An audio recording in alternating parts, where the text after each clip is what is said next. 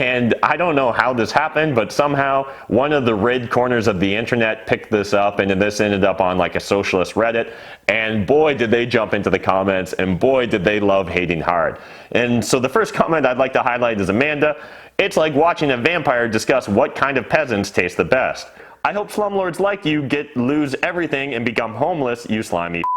4 types of landlords: leech who ignores complaints, leech who never repairs anything, leech who patronizes tenants, leech who has no respect for privacy. Well, and that's kind of just the tip of the iceberg when it comes to all these comments I got on this video.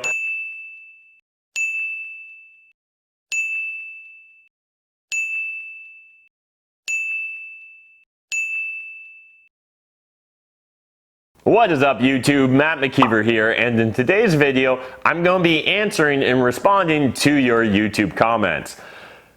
It's going to be an interesting ride, buckle up, just whatever vice you like to imbibe in, get that, and let's dive into sometimes the garbage fire that is my comment section. So the first question I have is from my video, Why Buying a House is a Bad Idea, Don't Buy a House to Live In.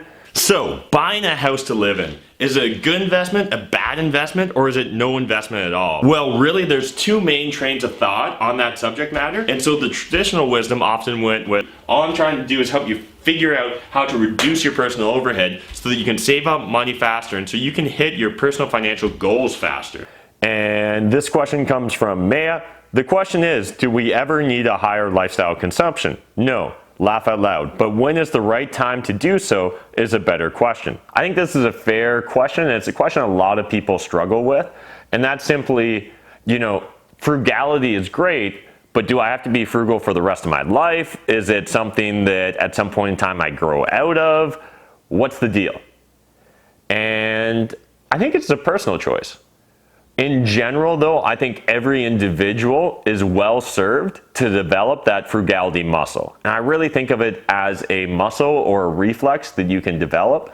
And like learning to ride a bike, let's say, you may have not ridden a bike in a few years, but you can probably hop on and pull it off. You may not be just a speed demon, but you're probably going to be able to keep it upright, right? And I think of frugality really the same way. It's a muscle that I developed in my younger years that whenever necessary, I can always flex. Now, for me personally, I just don't need things. I don't like things. I don't get a lot of personal satisfaction from consumption. So I've just continued on my path of frugality because to me, minimalism and just having less things and less distractions is a net benefit to my life. Now, if I decided currently or at any point in the future, though, I have no problems increasing my lifestyle or my consumption rate to hit whatever I felt was the right balance. I think that that's what it really comes down to. What's right for you? This next video comes from my video, Are Landlords Bad? Landlord Reacts to Landlords Are Bad, Everybody by Thought Slime. I don't think all landlords are bad people. Like I said about cops, it does not matter to me if an individual landlord is a good person who will go to heaven. The institution that they take part in by being a landlord is what I take issue with specifically. What's your counter argument? Like, what's your solution? So if you didn't catch this video, this was a reaction video to another YouTuber here in Canada who posted a video stating how landlords are bad. Now, for context, I've never consumed this guy's content before this video. It was literally my first time watching it. And the reason I even decided to do this video in the first place was because he kind of threw a connection or a friend I have under the bus, Kayla from Ontario Landlords Watch. So I thought it would be kind of fun to watch his video and shoot a reaction video. So in his video, he really breaks down how he thinks landlords are bad and evil. However, I found it to be kind of empty in regards to solutions or answers. And so I ended up either having to make some straw man arguments to argue against, because literally all he does is he just starts with the presumption that landlords are bad and that is self-evident. And I never really got around to understanding his argument. So one of his fans, Kevin's Creation channel, jumped in and said, apparently Matt McKeever, started out not knowing that Matt, Thought Slime, that's confusing too, that Thought Slime's name is Matt, is anti-capitalist, and made several moot points about for-profit businesses, and then he didn't realize that Matt, Thought Slime, is also not a socialist, and made even more moot points about issues with government regulations. Anyone who is at all familiar with Thought Slime's politics understands how laughable this is. So this comment was 3 days ago. I actually responded to it right away and just said, hey, do you mind providing perspective or a clear summary of his politics or preferred policies? Because I only watched that one video and he literally provided no solutions. He just said landlords were bad. And here's the deal, guys. I legitimately struggle to believe that people are true communists at heart. I just can't imagine anyone's that stupid or that ignorant of history. And so I naturally assume that they must be looking more towards a social democratic solution, right? Or maybe a strongly socialist influenced democracy. But like the idea that you're literally going to nationalize all assets and force everyone to become a slave to the state, it's hard for me to think that anyone that has a YouTube channel or a Patreon account or makes any sort of money off of our system would do that. So I naturally am going to take the path of least resistance and make a few assumptions. Now again, I was kind of hoping Thoughtsline might respond to this video and provide some valid arguments or his provided policies or his preferred policies or solutions towards this. For whatever reason, seems to have not caught his radar. So that's that. I don't know. Again, people aren't actually communists, right? This next comment is, buying a house to live in is a bad idea. Rent versus buy, primary residence. Now listen here, the absolute best thing I ever did in my entire life was buying my principal residence in cash from money I saved from 40 years working in the coal mine. Wasn't your best decision marrying grandma? No, you're missing the point. The best thing you can do is buy a house. Grandpa, I agree, but I'm not sure if buying a house in 2020 is the best decision. A lot's changed since the 1950s. All right, now let's have the serious conversation about whether you should buy or rent your principal residence, your home. Now, when we're talking about buying a house, which is what we're going to cover first, a lot of friends and family are going to push you into buying a home. So this is actually kind of a follow-up or a part 2 video towards the video we discussed earlier where I was saying buying a house is a bad idea. On this video, Dave Martin commented, the problem that I've always had with the concept of being a renter is that you never get back the rent you pay. Once you pay that monthly rent, it's gone forever. It's money into someone else's pocket. At least living in a home with a mortgage, your money is paying down an asset. Another downside to the mortgage is interest, but that's the cost of playing the game. And so my simple response to Dave Martin was, same problem with food. Can you believe some people buy apples instead of a tree? Crazy, right? And while this was obviously meant kind of facetiously, and I included a wink emoji to not make it too harsh, this is my thoughts towards it. We could always choose to insource everything, but literally understand with the specialization of the labor force, that entire purpose and goal was to allow us to niche down and become better at certain things and outsource a lot of other things. So yeah, could we all go back to being hunter-gatherers and literally provide everything for ourselves? Yeah, we could. Is that going to result though in a better net experience for everyone? No, I don't think so. And I think that that's why we've continuously moved towards innovation technology and generally trying to increase the standard of living for all humans. So, I get it. And buying a house sometimes can be a good idea. So I'm also not hating on the idea that, or saying that you can never buy a house to live in. That's not my point either. What my point is that far too often we start with the presumption that buying the house has to be the right answer. And it isn't. We should be starting from zero. And so you should literally be taking a first principles approach to this and kind of forgetting all the common wisdom that family, friends, society, the banking system has just beat into your head year after year. And this idea that everyone's entitled to your house is your kingdom or your house is your castle, again, I don't get it. To me, it's shelter. Shelter is just another service. Now, is it a service that we need? Is it near the bottom of Maslow's hierarchy of needs? Yeah, it is. And so definitely making sure you have some sort of shelter is quite valuable. But buying a house to live in, I think that honestly, that's more of a luxury.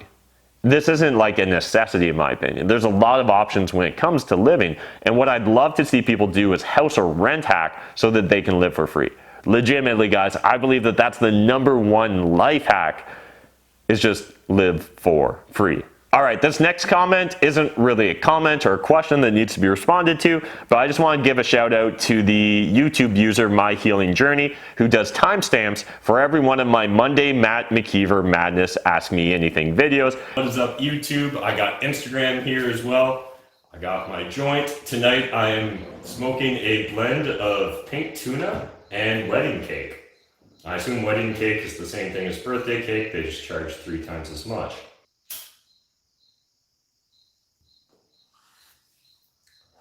So what's going on with you guys? Any questions? Single family house or townhouse for beginner because I can't seem to find decent duplex around Windsor.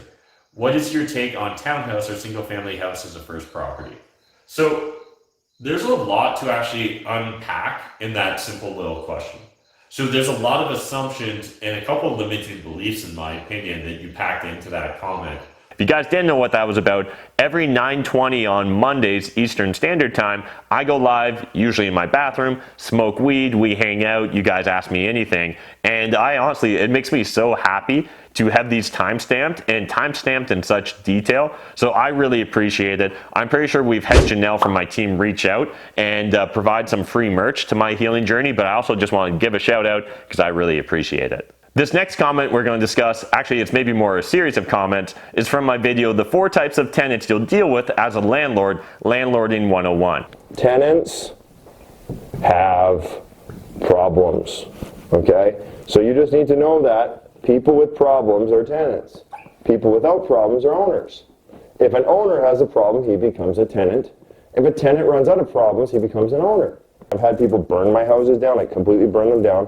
I've had people break in, steal my kitchens, steal my pipes, steal my staging furniture, gangs spray their gang graffiti. A-class buildings are usually rich people.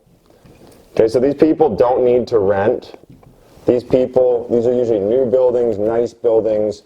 These people can afford a mortgage, they can live wherever they want. B-class is they could afford a mortgage, but they don't, right? So these are like middle class people, like they have jobs.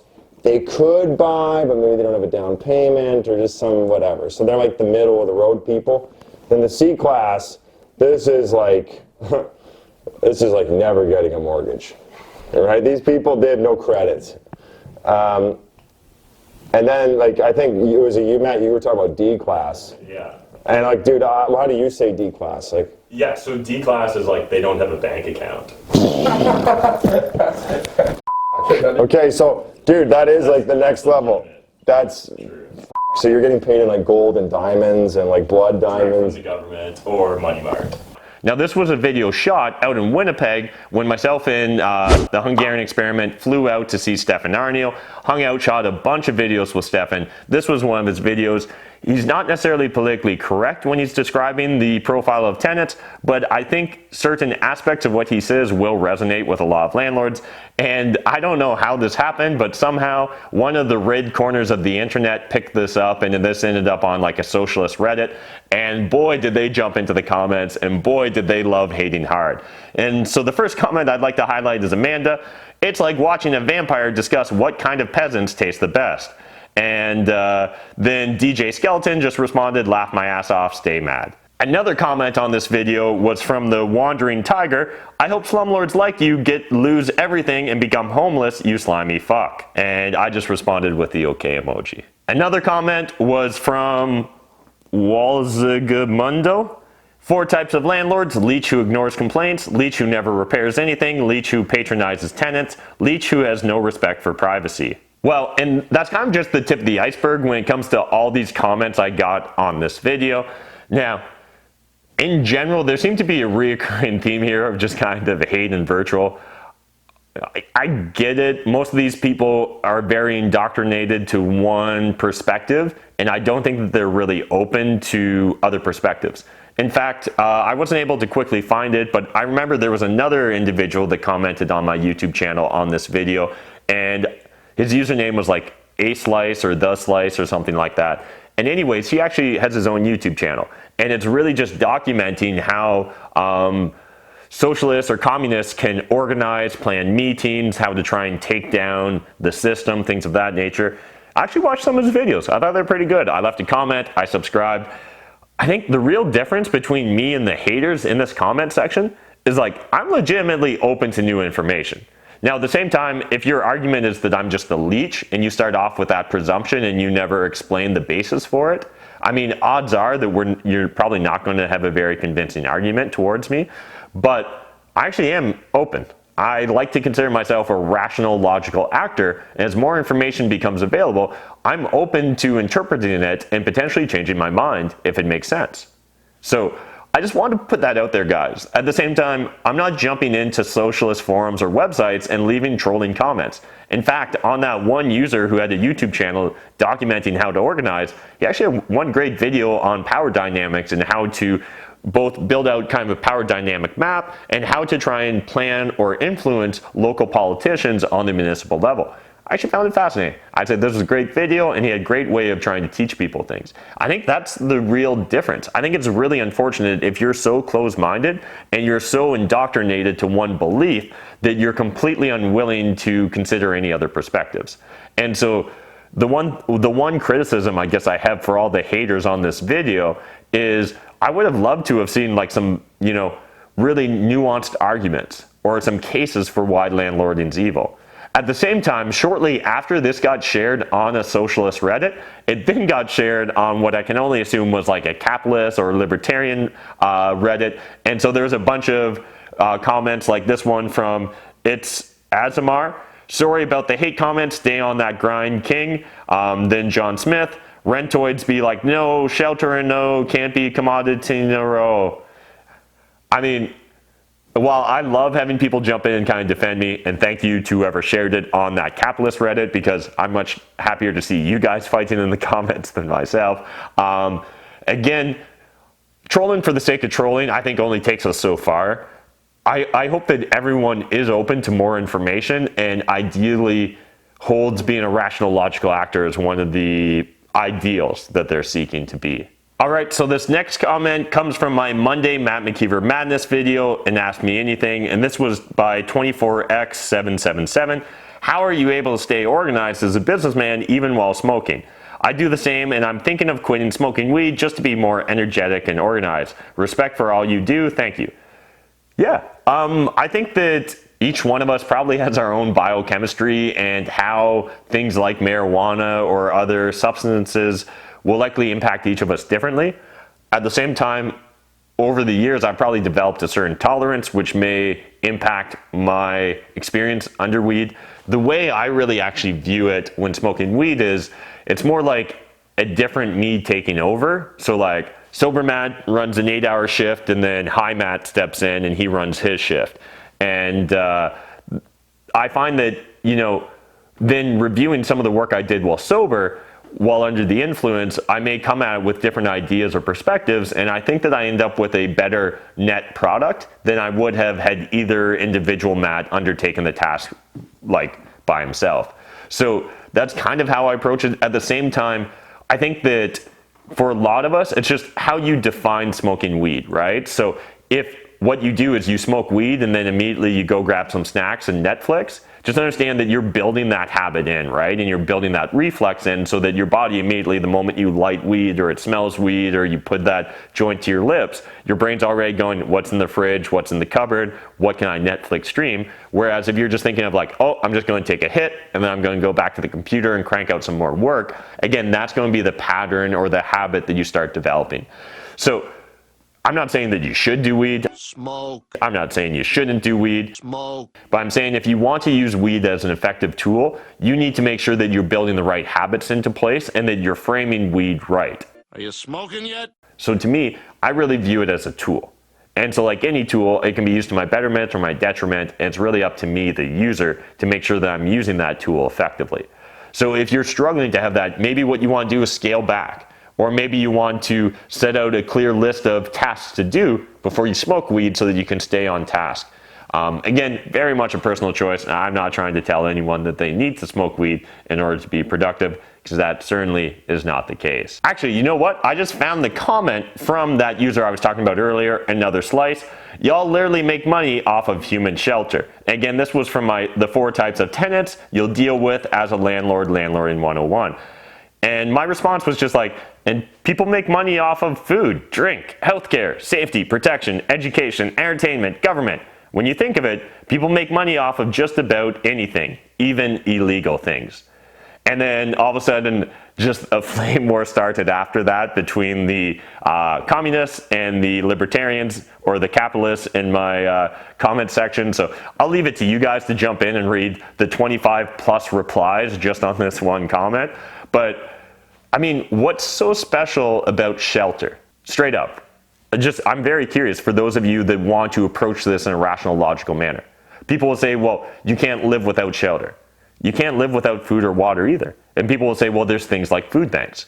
And to the argument of shelter, I'd say there's also homeless shelters. There's also all sorts of social programs and a safety net there in place. And to be straight up honest, I think if anything, the safety net around shelter is as robust or more robust than the safety nets around a lot of other things that we might consider just to be as important.